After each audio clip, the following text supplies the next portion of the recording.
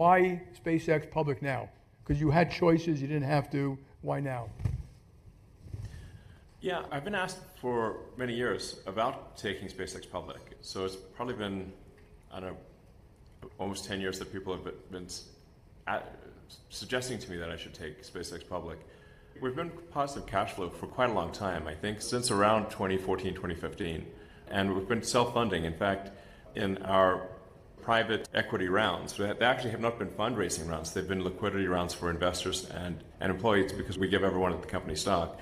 And SpaceX has actually bought back stock in most of our sort of funding events. So what's different about now is that it's a number of things, but we are embarking on a significant growth phase, like a capital growth phase, where we are going to put in orbit probably 100,000 satellites, or probably over 100,000 satellites just for communications. And these will be the version 3 and beyond versus version 2 and version 1 that are currently in orbit. Version 3 is, depending on how you count it, 10 to 20 times more capable than the version 2 satellite.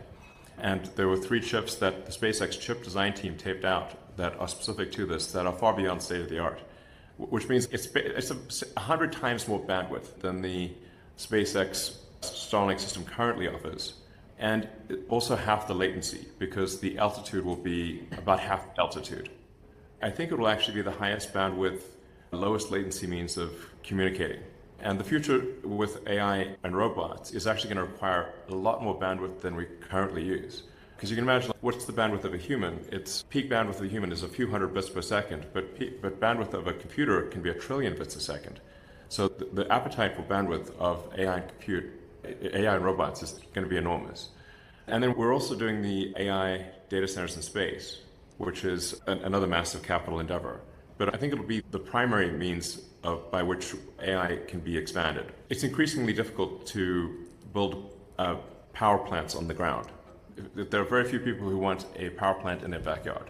So if we wanted to, say, double the electricity usage of the United States, which is on average about 500 gigawatts, we would have to build about twice as many power plants, which I don't think most communities are not super excited about that. But actually, if we go to space, we can go far beyond the electricity generation of Earth. In fact, this is going to sound crazy, but you could actually increase harnessed energy by a factor of 1,000,000 and still be using much less than 1,000,000th of the sun's energy.